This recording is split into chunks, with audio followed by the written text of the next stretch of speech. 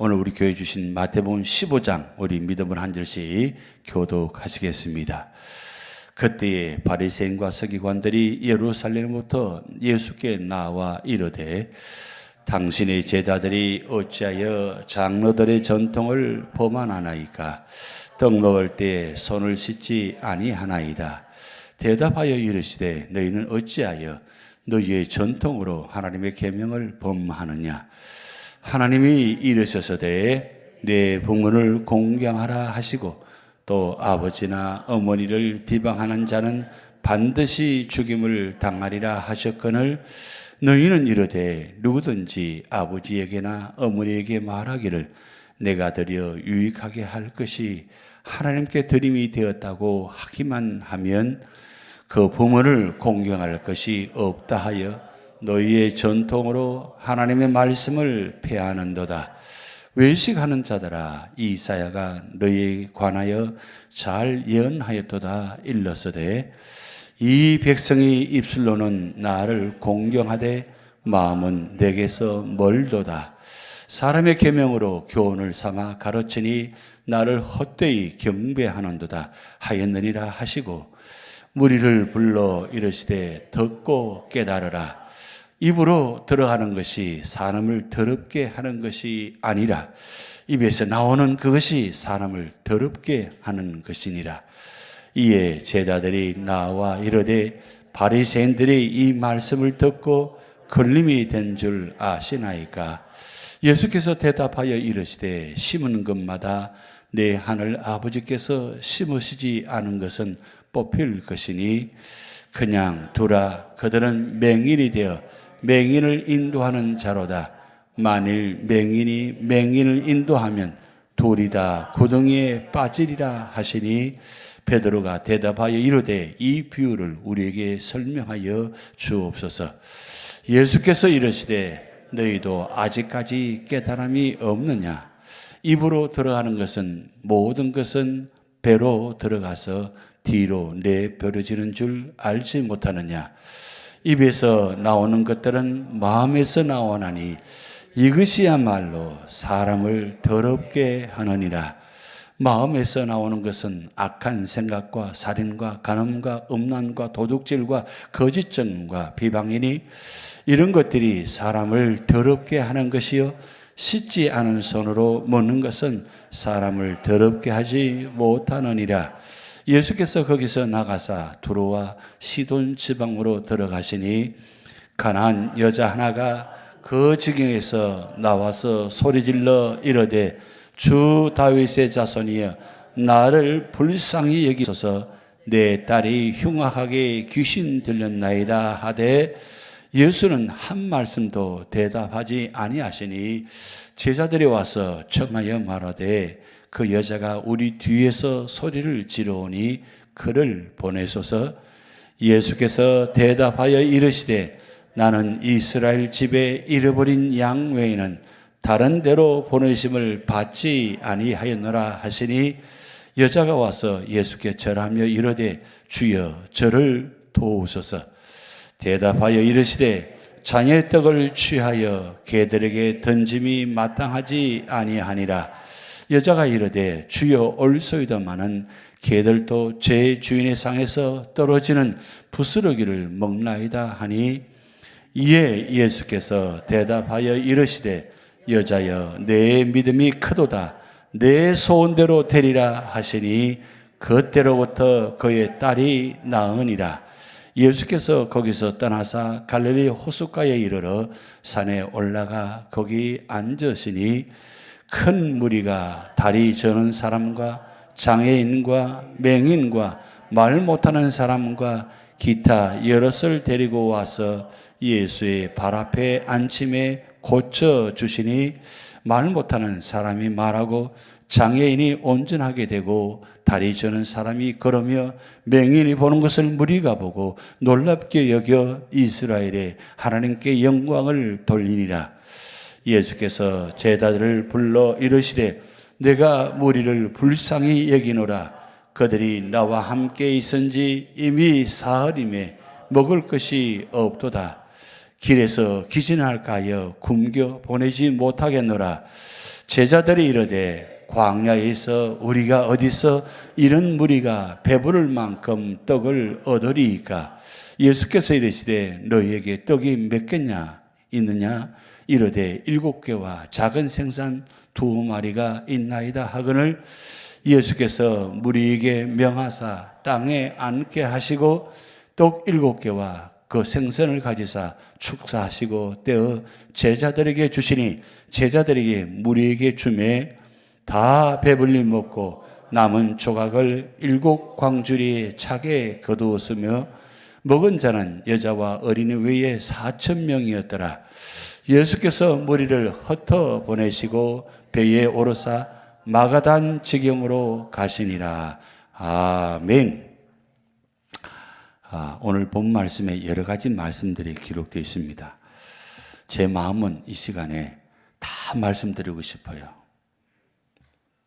1시간, 2시간 걸려도 다 말씀드리고 싶은데 또 직장 가셔야 되니까 마지막 말씀만 드리려고 합니다. 4년 후에 다른 본문의 말씀 드리려고 합니다. 4년 후에 4년에 한 번씩 이 전체가 돌아가니까 지금 오늘 말씀은 7병이의 이정만 말씀드리려고 합니다. 그렇지만 말씀드리지 않아도 앞에 나타난 말씀들은 이제 어떤 말씀인지 이제 기억하시죠? 또 어떤 말씀의 교훈인지 생각나시죠? 예, 생각이 안 나도 괜찮습니다. 때가 되면 또 말씀 보면 또 생각나게 하시니까 중요한 건 우리는 때려든지 못 얻든지 우리는 뭘 해야 돼요? 말씀을 읽으시면 됩니다. 말씀을 읽으시면 됩니다. 이제 사순절 지나니까 이제 사복음서 끝나니까 이제 성경 읽는 거 끝났다 생각하지 마시고 계속해 연결해서 어떻게 하셔야 돼요? 이제 어느 본문을 나가셔야 돼요? 사도행전을 읽으시면 됩니다. 제가 어제 그저께 그런 간증을 들었어요. 사순절 기간 동안 사복음서를 읽게 해주셔서 감사합니다.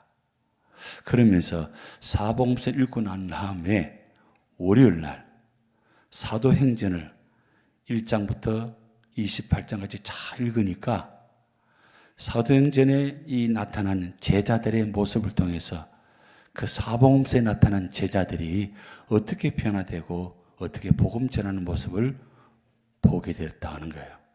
그때는 전에는 잘 몰랐는데 깨닫지 못했는데 사복음서를 구체적으로 읽고 난 다음에 그리고 이제 사도행전을 읽으니까 예수를 만난 제자들이 그 3년간 함께 있음에 불구하고 예수님이 어떤 분이었는지 확신이 없었는데 믿음이 없었는데 아니 심지어는 기적을 체험하고 죽은 자를 살리는 그런 놀라운 경험을 체험했음에 불구하고 여전히 그들의 모습은 사도행전 1장에 보면 여전히 예수님을 정치적인 메시아라고 바라보는 그 제자들의 모습.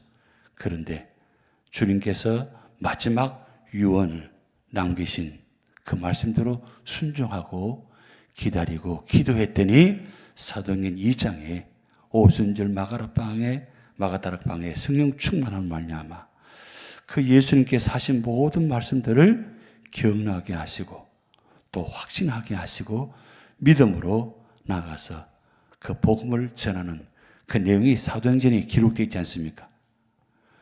그래서 사도행전은 1장 8절을 펼쳐놓은 말씀이에요.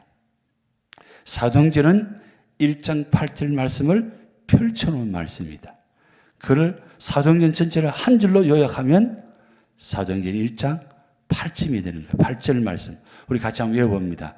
오직 성령이 너희에게 임하시면 너희가 권능을 받고 예루살렘과 온 유대와 사마리아와 땅 끝까지 이르러 내 증인이 되리라 하시니라. 아멘. 이게 예수님의 마지막 유언입니다. 근데 유언의 말씀을 받고 그리고 순종하고 10일 후에 그들이 오순절 마가다락방에 성령 충만하니까 놀랍게도 도망자요 배신자인 이들이 예루살렘, 유대, 사마리아 땅끝까지 복음을 전하는 역사가 사도행전의 열차가 펼쳐져 있어요. 그래서 예루살렘의 복음 전하는 모습, 유대의 복음 전하는 모습, 사마리아의 복음 전하는 모습, 그리고 딴 것까지 복음 전하는 모습이 사도행전에 기록되어 있어요. 자, 그렇다면 오늘 우리 교회가, 믿음의 성도들이 나가서 복음을 전하려면 어떻게 돼요? 어떻게 해야 복음을 전할 수 있을까요? 성령을 충만히 받아야 돼요. 그리고 권능을 받아야 돼요. 내 힘으로는 복음을 전할 수가 없습니다. 성령 충만, 권능을 받으면 복음을 전할 수 있는 겁니다. 자, 오늘 702형의 이 기적은 왜 오늘 본 말씀을 전하려고 하냐면, 어제 우리가 무슨 말씀을 받았습니까? 오병의 기적을 말씀을 받았어요. 이 말씀과 연결시키기 위해서 오늘 7병의 기적을 말씀을 드리려고 합니다. 7병기와 5병의 기적이 연결되는 말씀인데, 어제는 예수님께서 베스다에서 오병이어 쪽으로 역사 나타나는 그쪽으로 지역을 옮겨 있었습니다. 배를 타고 옮겨가서 거기서 오병의 역사가 나타나서 오병의 기적의 역사 현장 속에 오병의 교회를 지금 세워놓았습니다. 오늘 본 말씀은 바로 데가볼리라는 지역에 예수님께서 가시는데, 이 데가볼리는 요단 동편 땅입니다. 그리고 이방인 지역이에요. 그럼 갈릴리 바다 중심으로 저 북쪽이 베스다 지역이 보입니까? 가버나움이 보입니까? 게네사렛 보입니까? 할몬산이 보입니까? 보이세요?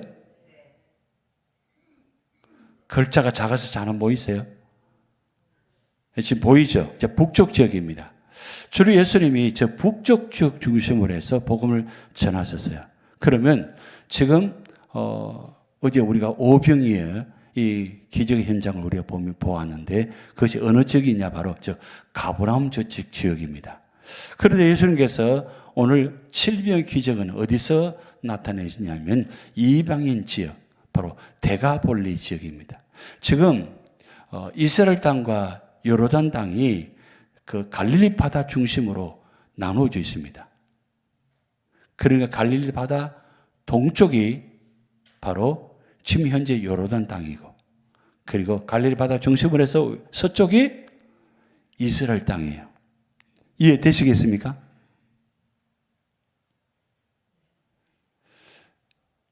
예. 근데 요즘 우리 성지순례 가면 요단 서편 땅만 가는 것이 아니고 요단 동편 땅도 갑니다. 거기 가서 우리가 지금 모세가 거기서 하나님 부르심 받은 그 너보산 그 위쪽 올라가서 쭉 밑으로 내려갑니다. 그런데 우리가 데가볼리 지역을 내려왔어요. 데가볼리 지역에 내려왔는데, 이 데가볼리 지역은, 데가볼리라는 것은 한 지명 이름이라기보다는 도시 전체를 묶어서 이렇게 하는 것을 지명으로 부릅니다. 데가볼리. 그러니까 데가볼리 지역이라고 생각하시면 됩니다. 한 도시 이름이 아니고 전체 지명의 이름입니다. 그런데 이 데가볼리 지역은 바로 두로와 시돈 지역에 있는 나라입니다. 그 나라의 한 지역을 지금 말씀하고 있습니다. 근데 예수님께서 지금 이방인 지역에 데가볼리 지역 가서 지금 7병이의 기적을 나타낸 겁니다. 자, 그렇다면 5병이와 7병이의 차이점이 바로 여기 있습니다. 자, 여러분 잘 보셔야 돼요. 5병이는 12바구리가 남았고 하루에 일어난 일이고, 그리고 대상이 유대인들을 대상으로 기적을 나타낸 겁니다. 그런데 오늘 7병이의 기적은 7 광주리가 남았다 그러고 사흘 동안에 같이 머물다가 마지막 날 일으킨 기적입니다. 그리고 이 기적의 지역은 이방인 지역입니다. 그러니까 오병이어는 유대인들 대상으로 일으킨 기적이요, 그리고 7병이어는 이방인 대상으로 기적을 일으킨 내용이다. 이제 그렇게 생각하시면 돼요. 그러니까 하나님께서, 예수님께서 통해서 공평하게 지금 유대인 지역과 이방인 지역에 이런 기적을 나타내신 것을 말씀을 드리기 위해서 어제 5병이에요, 오늘 7병이에요 말씀드리는 겁니다. 자, 그러면 오늘 말씀 32절에 보면 자, 예수께서 제자를 불러 이르시되 내가 무리를 불쌍히 여기노라. 그들이 나와 함께 있은지 이미 사흘임에 먹을 것이 없도다. 자, 오병이의 기적의 시작은 누구로부터 시작됐습니까? 제자들도 시작됐어요. 제자들이 그들 무리를 보고 지금 저 무리들이 너무 배가 고픈 것 같습니다. 시작했어요. 자, 그러면 오늘 본문은 어떻게 시작돼요? 누구로부터 시작돼요? 예수님부터 시작됩니다. 예수님부터. 내가 무리를 불쌍히 여기노라. 누구에게 지금 이야기하는 거예요? 제자들에게 이야기합니다. 지금 오늘 이 말씀 들으면서 나는 제자입니까? 아니면 제자가 아닙니까? 나는 제자예요? 제자가 아니에요? 제자이죠? 맞습니까? 제자?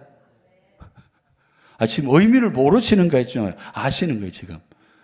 내가 지금 성도로 부르심 받고 지금 우리가 제자 훈련 받고 있잖아요. 그럼 우리는 제자예요? 제자 아니에요? 제자이죠. 왜 제자이면서 아닌 척하고 앉아 계시는 거예요? 여러분, 우리는 제자예요? 그러면 지금 예수님께서 제자에게 말씀하는 거예요? 그러면 제자인 누구에게 말씀하시는 거예요? 오늘 저와 여러분에게 말씀하시는 겁니다. 자, 그러면 그 출발이 중요한 거예요. 오늘 본문의 출발이 중요합니다. 자, 그러면 그들이 나와 함께 있은지 이미 사흘임에 먹을 것이 없도다. 자, 그러면 오병 기적을 누가 체험했어요? 제자들이 체험했죠. 아니, 제자들이 먼저 질문하고 예수님께 아니, 저 무리들이 배고픈데 보내서 사 먹게 하소서 했단 말이에요. 그래서 어떻게 되었어요? 갈 것 없다. 너희는 나눠주라 그랬잖아요. 없는데 뭘 나눠줘요? 근데 찾아보니까 있어. 그래서 오병이어를 주님께 드렸더니 어떻게 되었어요? 5,000명 먹고 12바구니가 남았어요. 그러면 이 체험을 했으면 사흘 동안 지났으면서 왜 제자들이 한 말도 안 했냐 이겠지. 이게 질문이에요. 하루만 해도 그렇게 이야기한 제자들이 왜 지금은 사흘 동안 있으면서 여러분 아무리 가지고 있다 할지라도 그 사흘 지나면 먹을 것이 없어요. 다 먹고 없잖아요. 그러니까 예수님은 지금 어디에 관심을 두고 있습니까? 사흘 동안 지켜보고 있는 거예요. 누굴 지켜보고 있어요? 누굴 지켜보고 있어요, 지금? 제자들을 지금 지켜보고 있는 겁니다. 또 제자들만 지켜보는 것이 아니라 무리들을 지켜보고 있습니다. 그럼 저 무리들을 지금 예수님 배고픈 건 다 아세요. 그런데 사흘 동안에는 기다렸습니다. 누구 때문에 기다린 거예요? 제자들이 한 말 혹시 하지는 않을까 기다리고 있는 거예요. 여기에 중요한 의미가 있습니다. 여러분, 우리 삶의 자리에 우리는 제자입니다. 제자를 부르심 받았으면 우리 삶의 자리에 우리와 함께 있는 무리들, 함께 있는 성도들, 함께 있는 주변 분들을 바라보면서 어떤 시각으로 바라보느냐가 중요한 거예요. 오병이의 기적의 역사처럼 볼 첫날 그냥 바로 이야기할 수도 있고 사흘이 지나도 이야기하지 못할 상황이 있을 수 있다는 거죠. 그런데 오늘 예수님이 사흘 동안 기다리신 이유가 여기 있습니다. 왜? 첫날은, 첫 번에는 기적을 체험하지 않았으니까 이런 놀라운 체험을 하지 않았잖아요. 그럼 몰랐으니까 이야기 안 한다 할지더라도 지나갈 수 있어요. 그런데 지금 오병의 기적을 체험했으면 지금 이 상황이 되면 어떻게 돼요? 적어도 둘째 날 되면 어떻게 해요? 예수님, 저 무리들이 보니까 먹을 것이 없을 것 같습니다. 라고 이야기해야 되잖아요. 그래야 돼요? 안 그래야 돼요? 이미 사흘이면 먹을 것이 없도다. 자, 그러면서 길에서 기전을 할까야 굶겨 보내지 못하겠노라.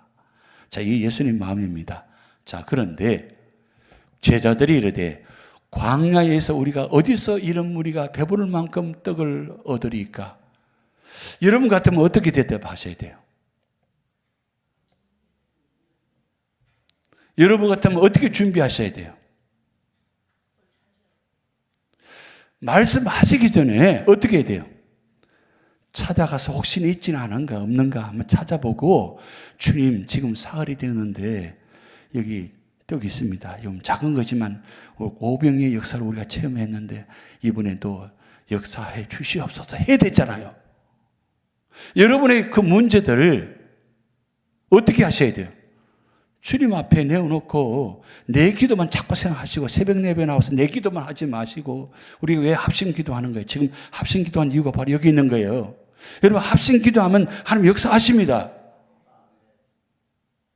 주일날 아침에 부활주일 아침에 우리 한 집사님 가정에 어머님이 쓰러지셨어요. 그래서 머리 2개 핏줄이 안에 터져가지고 이제 병원에서는 가족들 다 모으십시오. 준비하십시오. 그랬어요. 그럼 무슨 뜻이에요? 이 상황이 이제 끝날 수밖에 없는 상황의 뜻입니다. 그런데 어제 동영상을 보내왔는데 앉아 식사하시고 발 들고 기적이 나타난 거예요. 의사도 놀라고 다 가족도 다 놀라고 지금 이런 놀라운 역사가 나타나고 있잖아요. 근데 중요한 건 끝까지 포기하지 않고 기도했더니 하나님 역사하셨다는 거죠. 주일 오후에 가서 누워 계시는 모습을 눈도 뜨지 못하고 누워 계시는 모습 보면서 우리가 참 간절히 합심해서 기도했습니다. 하나님 앞에 우리가 간절히 기도하는 건 무슨 뜻입니까? 요청하는 거예요. 하나님, 이 문제를 주님께서 해결해 주시옵소서. 주님 앞에 올려드리는 거예요. 보세요. 이런 우리가 배부를 만큼 떡을 얻으니까 이렇게 말아야 돼요. 여러분 같으면 어떻게 말아야 돼요? 그럼 과연 떡이 없었을까요? 떡이 없었을까요? 자, 떡이 없었으면 이런 말이 안 나왔을 거예요. 예수께서 이르시되 너희가 떡이 몇 개 넣느냐? 그러니까 이르되 7개와 작은 생선 2마리가 있나이다 하거늘 지금 어때요? 5병이부터 많잖아요. 여기는 7병입니다. 5병과 7병의 차이점 뭐예요? 고기가 2마리나 더 있는 거예요. 그러면 어떻게 해야 됩니까? 5병의 기적사를 통해서 5점을 먹고 그 15,000을 먹고 그렇게 체험했으면 지금 7병이가 있으면 어떻게 돼요? 더 많은 걸 갖고 있으면 더 하나님 앞에 드려야 되잖아요. 주님께 드려야 되잖아요. 하나님 여기 있습니다. 주님 여기 있습니다. 이것 가지고 역사해 주시옵소서. 그렇게 해야 되잖아요. 그런데 갖고 있음에도 드리지도 않고 요청하지도 않았다는 거. 이게 누구의 모습이에요? 오늘 우리의 모습입니다. 갖고 있음을 불구하고 아니 오병이어 그 전약한 그 가운데 기적의 역사 나타나는 체험했음을 불구하고 여러분 드리지 못하고 믿지 못하고 확신하지 못한 이 모습들 그 순간뿐이에요. 지나고 다 잊어버려요. 그게 우리의 모습이잖아요. 자, 그때 예수께서 우리에게 명하사 땅에 앉게 하시고 떡 7개와 그 생선을 가져서 축사하시고 떼어 제자들 주시니 제자들에게 무리게 주매 다 배불리 먹고 남은 조각을 7 광주리에 차게 거두었으며 자, 여기는 7 광주리에 그랬어요. 우리는 12바구니 하니까 막 굉장히 크게 생각하는데 여러분 여기는 7 광주리입니다. 적어 보이죠? 그런데 여러분 여기 그림의 차이점이 있어요. 왼쪽이 무슨 그림이에요? 바구리입니다. 오른쪽은 광주리예요. 그러면 12바구니가 커요? 7 광주리가 커요? 광주리가 크죠. 여러분 저 광주리는 사람이 들어갈 만큼 크다 그랬어요. 그래서 여러분 사도 바울이 그 사도행전 보면 위에서 창문에서 달아 내려올 때 저 광주리에 타고 내려왔어요. 그럼 크다고 생각되죠? 그러니까 바구니와 광주리 차이점이 있다는 겁니다. 여러분 우리 5병이어는 바구니고 7병이어는 광주리다. 그거 구분하셔야 돼요. 자, 그러면서 먹은 자는 여자와 어린이 외에 4,000명이 있더라. 그러면 4,000명이 남자들만 이야기하고 하는 것이니까 여자와 어린이를 합하면 지금 5병의 역사처럼 그렇게 많은 인원이 지금 참여해서 먹었다는 뜻입니다. 자, 그럼 여기서 중요한 결론입니다. 자, 한번 첫 번째 같이 읽어봅니다. 기적을 창조하는 재료는 이미 우리 안에 있습니다. 있다 없다? 네, 있습니다. 기적을 창조하는 재료는 이미 우리 안에 있습니다. 우리에게 기적을 창조하는 재료들을 다 주셨어요. 믿습니까? 아주 없다고 생각하는 분이 계실 수 있어요. 아니 뭐 이거 가지고 뭐 어떻게 해요? 아닙니다. 그래서 두 번째 같이 읽어봅니다. 기적을 창조하는 재료는 작은 것에 있습니다. 우리는 큰 것에 있다 생각해요. 우리는 무조건 커야 돼요. 많이 있어야 드릴 수 있어. 넉넉해야 드릴 수 있다 그래. 나눌 수 있다 그래요. 근데 원래 많은 사람이 잘 나누니까 적거 갖고 있는 사람이 잘 나누어요. 이것도 저것도 아닌 분들 계시겠지만 원래 보면 많이 있는 분들 잘 나누지 않고 적게 갖고 있는 분들이 잘 나누어요. 십시일반이라고 마음이라고. 여러분 마음이 얼마나 중요한지 몰라요. 기적을 창조하는 재료는 작은 것이 있다는 것. 그 다음에 세 번째 시작. 기적을 창조하는 재료는 작은 것이라도 주님의 손에 올려드려야 합니다. 여러분 기적의 재료에서 기적이 나타납니까? 아니면 어디서 나타나는 거예요? 재료에서 나타나는 것이 아니고 주님의 손에 올려드릴 때 나타나는 거예요. 자꾸 우리는 그 물질의 기준을 둡니다. 뭐가 있어야만 기준을 둡니다. 그거 아니에요. 아무리 작은 것이라 할지라도 여러분 주님의 손에 올려드리는 것. 이게 오늘 본문을 통해서 중요한 교훈 말씀입니다. 그럼 네 번째 시작. 기적을 창조하는 재료는 작은 것이라도 주님의 이름으로 나누어야 기적이 나타납니다. 믿습니까? 우리가 그냥 내 이름으로 나눈 것이 아니라 주님의 이름으로 나눌 때 기적이 나타나는 거예요. 그럼 마지막 다섯 번째 진짜 중요한 거 시작. 기적을 바라보지 말고 기적을 창조하신 하나님을 바라보아야 합니다. 아멘. 우리 시선이 어디가 있어야 돼요? 하나님께. 여러분 하나님께 기적의 시선을 갖고 있으면 우리 물들도 그게 하나님께 시선이 가지는 겁니다. 그런데 하나님을 바라보지 않으니까 우리는 그 물질도 하나님께 주신 것이라고 생각하지 못하는 거예요. 여러분 하나님께 주신 것, 우리 모든 것, 내가 모든 것 다 하나님 주신 축복이에요. 여러분 축복의 공식 외워볼까요? 축복이 되려면 축복받은 자가 축복받는 삶을 살아야 진정한 축복이 된다. 이미 우리가 주신 축복들은 다 기적의 재료입니다. 그러니까 축복의 재료를 통해서 하나님 역사하시는 거예요. 그런데 그 축복의 재료도 주님의 손에 올려드릴 때 진정한 축복이 시작이 되고 그리고 그 주님이 주신 축복을 가지고 주님의 이름으로 나눌 때에 역사가 시작되는 거예요. 결국 시작과 마침 모든 것 다 어디로 시작돼요? 하나님부터 시작되는 겁니다. 그러면서 여러분 요한복음 6장 35절 예수께서 이르시되 나는 생명의 떡이니 내게 오는 자는 결코 줄이지 아니할 터이요 나를 믿는 자는 영원히 목마르지 아니하리라. 요한복음을 통해 결론을 내렸어요. 근데 한 절을 더 하셔야 돼요. 자, 요한복음 6장 51절 같이 합독합니다. 나는 하늘에서 내려온 살아있는 떡이니 사람이 이 떡을 먹으면 영생하리라. 내가 줄 떡은 곧 세상의 생명을 위한 내 살이니라 하시니라. 아멘. 여러분 예수님께서 오셔서 생명의 살을 우리에게 주셨어요. 십자가 죽으심을 말미암아 생명의 살을 주셨습니다. 그래서 우리는 성만찬 할 때마다 떡을 먹을 때마다 우리는 주님의 몸을 그리고 잔을 마실 때마다 포도잔을 마실 때마다 주님의 피를 먹는다 그래요. 그것을 통해서 주님이 내 안에 임하시는 거예요. 결국은 생명은 떡은 우리는 떡에 관심이었는데 이 떡에 관심은 우리는 어디를 관심을 옮기게 돼요? 떡은 생명의 떡이라는 것. 그러니까 오직 축복은 역사는 누가 하시느냐? 생명 대신 예수님이 하신다는 것. 오늘 우리 가정에 우리 교회 우리 삶의 자리에 이 5병이에요. 7병의 역사가 나타날 줄 믿습니다. 근데 진짜 중요한 건 우리가 드릴 때에 하나님은 역사하신다는 겁니다. 오늘 이 역사가 우리 교회 여러분 가정에 나타날 줄 믿습니다.